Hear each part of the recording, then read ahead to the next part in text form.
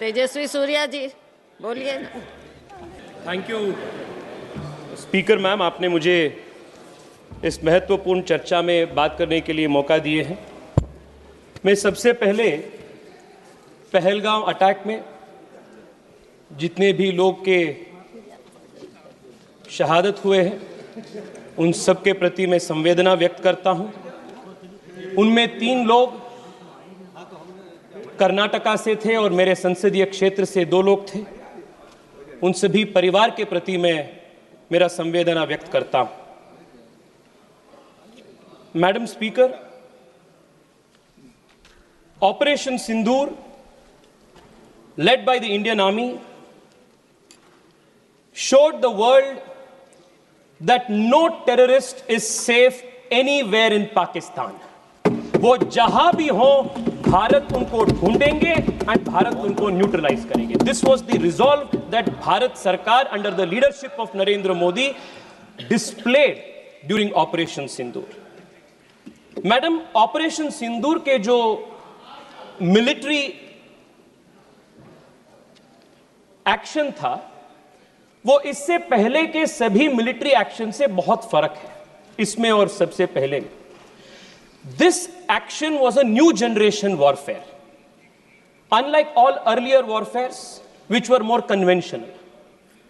In this we had foreign supplied drones, unmanned aerial vehicles, precision guided missiles, electronic warfare, a deceptive information warfare. ये सब चल रहा था। And the strength of the Indian armed forces was proved to be second to none in the world because 80% of Pakistani weapons are imported from China, and it was India's air defense systems that had the ability to pierce through these Chinese defense systems, and we could reach our targets, the intended targets, in a precise way. The world today has accepted that India's military action through Operation Sindoor is a comprehensive and total military success. It was precise, it was non-escalatory, but at the same time it had devastating effects on the enemy. All of these years, no cost was paid by Pakistan for their misadventures. But since 2014, the new normal has changed, and if Pakistan dares to attack India, they will have to not bear the brunt of one eye for both the eyes, not one tooth for another tooth, but both the eyes for one eye, the whole jaw for one tooth. This is the new normal that Bharat has established. Madam Speaker, इससे पहले जब भी Bharat military effort के माध्यम से achievement हासिल किए थे, हम डिप्लोमैटिकली ऑन द डिस्कशन टेबल हमने उसको स्क्वैंडर कर दिए थे। कई सारे उदाहरण इतिहास में 1948 में जिसका उल्लेख कई बार आया, our armed forces had breached the LOC, and all of what is today known as Pak-occupied Kashmir was in our control. But it was this Congress party and its leadership of that time that surrendered all of Pak-occupied Kashmir. What military achievement we had gained, we squandered on the diplomatic table. 1965 में भी वही हुई, 1971 में भी वही हुई. But the difference this time is the military achievement that we achieved in Operation Sindoor was crystallized and strengthened through our diplomatic onslaught that was led by the multi-party delegations and effectively led by the Prime Minister and the External Affairs Minister. मैं आपको एक उदाहरण देना चाहता हूं। आज United states of America ने TRF को डेसिग्नेटेड टेररिस्ट ऑर्गेनाइजेशन के रूप में प्रोस्क्राइब कर दिया है। मैं उस डेलीगेशन में पार्ट था जिसमें शशांक जी भी मेरे साथ थे, शशि जी के नेतृत्व में। हम कोलंबिया में थे। Colombia had given a statement in support of Pakistan. After our intervention, Colombia withdrew its statement and gave a statement in favor of India. Every country in the world which matters has stood with India. This is the diplomatic strength that has been gained. Madam Speaker, मुझे परशुराम जी की एक युक्ति याद आ रहा है। उन्होंने कहा था, अग्रतश्चतुरो वेदाः पृष्ठतम सशरम धनुः इदम ब्राह्मम इदम क्षात्रम शास्त्रादपि शरादपि।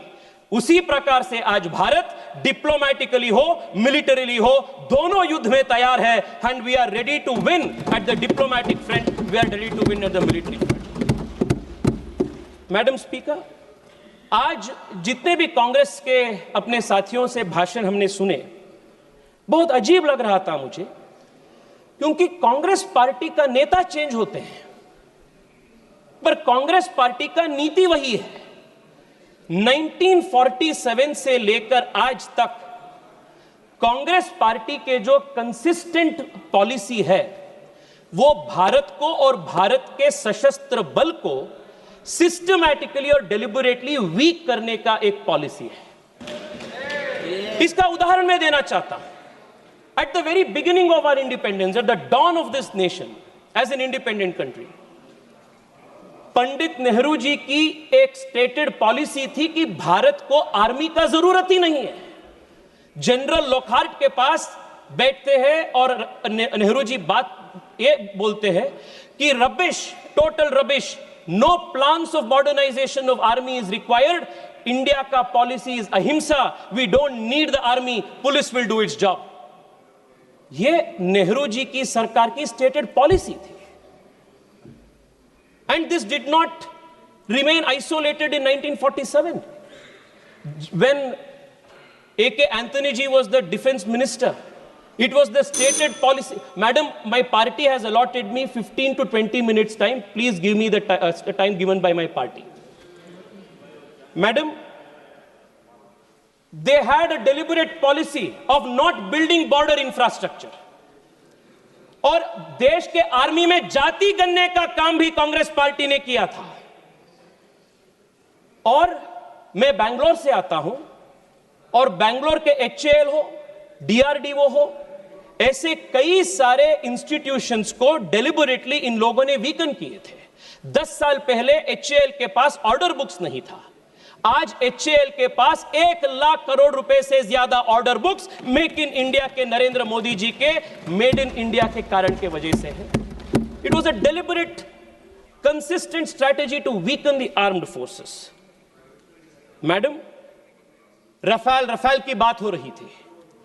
The country remembers how the leader of the opposition in an extremely irresponsible fashion tried to derail the acquisition of the all important Rafale, and they also tried to derail the acquisition of Tejas into the armed forces.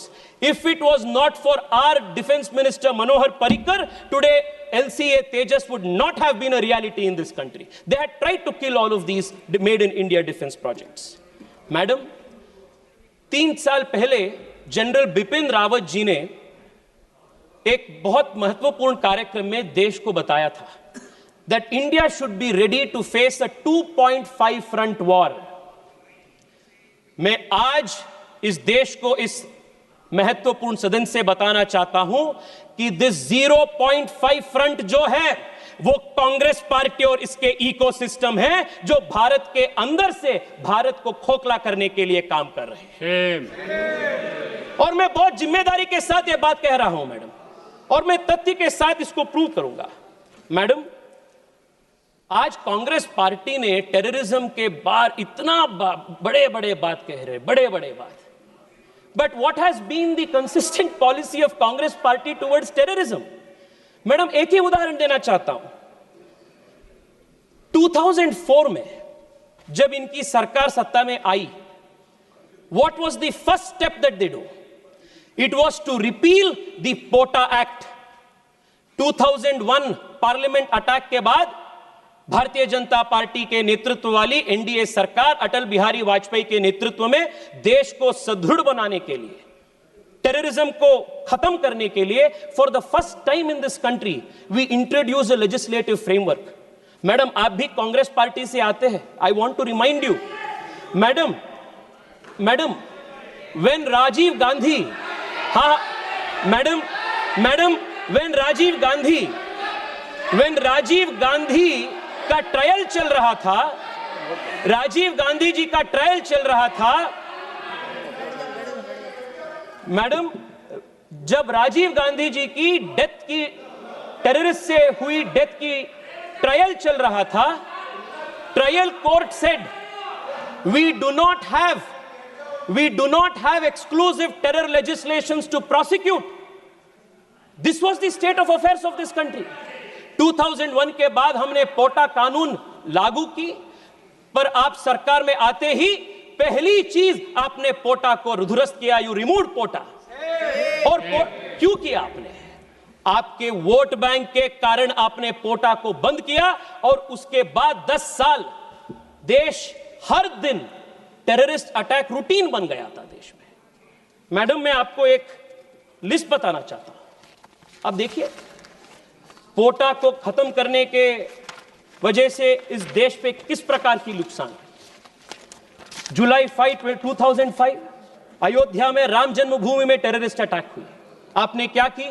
निंदा की। 2005 जुलाई 28 जौनपुर श्रमजीवी express पे bombing हुई, 15 लोग से अधिक लोगों का मृत्यु हुई, आपने क्या की? निंदा की। अक्टूबर 29 दिल्ली, दिसंबर 2005 बेंगलुरु IISc, फरवरी 2006 गुजरात अहमदाबाद स्टेशन में बॉम्बिंग, 2006 मार्च वाराणसी कंटोनमेंट स्टेशन, जुलाई 11 2006 मुंबई महाराष्ट्र ट्रेन बॉम्बिंग, 300 से अधिक लोग की मृत्यु हुई। मालेगांव महाराष्ट्र 2006, पानीपत हरियाणा 2007, हैदराबाद मक्का मस्जिद बॉम्बिंग 2007, अगस्त 2007 हैदराबाद में फिर से लुंबिनी गार्डन के गोकुल चाट पे बॉम्बिंग, लखनऊ में बॉम्बिंग, 2008 पे रामपुर पे उत्तर प्रदेश पे बॉम्बिंग, सितंबर में दिल्ली में करोल बाग पे बॉम्बिंग, 2008 दिल्ली में सितंबर 27 में बॉम्बिंग। इसे लिस्ट जाते रहते हैं। In just 10 years of the UPA government between 2004 and 2014, more than 8,000 civilians were killed because of terrorist attacks in this country. 8,000 terrorist civilians were killed. आपने NIA को वीक किया, आपने जो कानून था वो कानून को ध्वस्त किया, और सुनिए मैं बताता हूं आपको हमने कैसे NIA को मजबूत किया। Madam, it was this deliberate ploy of weakening this country from within, by deliberately weakening the institutions of this country, that led to 8,000 innocent civilians killed because of terrorist attacks. And this was also the position in Kashmir. Every Friday there were stole painters. Every Friday there was a plan for the next calendar of terrorist attacks. It was only after Amit Shah ji introduced the Constitution Amendment Bill to remove Article 370 that has seen a great decline of terrorist attacks in Jammu Kashmir. It happened in our government, अपने सरकार की नेतृत्व। Madam, 2004 में when Congress repealed POTA, what were governments of the world doing? 2001 में 9/11 की attacks हुई थी। 9/11 के अटैक के बाद विश्व में हर देश अपनी लेजिस्लेटिव फ्रेमवर्क को टेररिज्म के खिलाफ उनके फाइट को और ताकत दे रहे थे। But here we had a government in India, unfortunately, that deliberately as state policy chose to weaken the fight against terrorism. 2004 में there is only one political party in the whole world which chose deliberately and very thoughtfully to repeal an anti-terror legislation, and the disfamy of that happens to the Congress party. This, the history of the country will remember it. Madam, आज surrender के बारे में बात हो रही है। मैं देख रहा था 1-2 दिन पहले कांग्रेस के पूर्व गृह मंत्री एक इंटरव्यू में बोले, 1965 में जब शास्त्री जी की सरकार थी तब सोवियत यूनियन के इंटरवेंशन के साथ हमने सीज फायर किए थे। सो उन्होंने बोले कि हमने एक्सेप्ट कर रहे हैं, we are accepting that the Soviet Union had actually created the ceasefire. Why are you not doing it? Madam, I want to remind the Congress party that the Bharatiya Janata Party and the leadership under Narendra Modi is not habituated like you to perform actions for the country on the behest of foreign forces. Or 2008 mein, there is a very interesting speech of Arun Shourie ji. Madam, I'll conclude in 3 minutes. There is a very interesting speech of Arun Shourie ji. आजकल अरुण शौरी जी का कई सारे statements in लोगों ने coat कर रहे हैं. अरुण शौरी जी ने बताया था जब उन्होंने राज्यसभा में बात कर रहे थे that the government should stop running to mummy. Mummy he meant was the United States. And I want to remind again today that the Congress party, especially under its present leadership, should stop running to mummy, because mummy tak jana, mummy pe nirbhar hona इस party के नेताओं का, इस party के पूरे परंपरा बन गया है. This is a country that will stand on its own feet and respond in its own right. Madam, मैं आपको यह भी बताना चाहता हूं कि आज देश के प्रधानमंत्री जी के फॉरेन पॉलिसी के ऊपर बहुत बड़ा क्वेश्चन ऑपोजिशन ने उठा रहे हैं. And in a very shameful manner, in a very responsible manner, the leader of the opposition is using and coining the word surrender and surrender. Madam, मैं आपको बताना चाहता हूं, Narendra Modi ji is the defender of India and you are the surrendering forces of the country. Madam, आप 30 second दीजिए, मैं conclude कर रहा हूं. उरी अटैक जब हुई थी या बालाकोट अटैक जब हुई, हमने पाकिस्तान के अंदर घुसकर हमने मारे. Narendra Modi showed he is the defender of India. आपने जब सोवियत यूनियन के दबाव में 1965 में आपने सीज फायर घोषित किए थे, you had surrender. That is surrender and this is defender. ये फर्क है. पीएम मोदी ने राफेल खरीद, हमने मैडम 30 सेकंड में, मैडम 30 सेकंड दीजिए प्लीज. हमने तेजस को इंडक्ट किया. This is defender. आपने फॉरेन पावर्स के सामने भारत को आपने सरेंडर किया. This is your history. Madam, PM defended India's interest by providing indigenous strength to India's Make in India defense sector. You surrendered it to China and other adversaries, including important emerging technologies like 3G and 4G. This is the surrender of the Congress party. Madam, मैं आपको, I'm going to call the next speaker now. Madam, in the end I want to say this. We hope. Please. Madam, मैं conclude कर रहा हूं. Madam, the Congress party's thinking has not changed. 2001 में terrorist attack parliament में होने के बाद Congress party के पूर्व गृह मंत्री चिदंबरम जी ने कहे थे, madam 1 second, hear this out, he had said, Praniti Shinde I will ji, give a benefit of doubt to Afzal Guru, Praniti Shinde ji, and I doubt if he was involved in the terrorist Shinde attack. Ji, And they बोलिए. ఈ video మీకు నచ్చినట్టయితే like చేయండి, 10 మందికి share చేయండి. అలాగే కామెంట్ల రూపంలో మీ అభిప్రాయాలను మాతో పంచుకోండి. Nationalist hub group of channels ను సబ్స్క్రైబ్ చేసుకుని తెలుగునాట జాతీయవాద జర్నలిజాన్ని ప్రోత్సహించండి. ఈ వీడియో కింద ఉన్న బెల్ ఐకాన్ పై క్లిక్ చేయడం మర్చిపోవద్దు.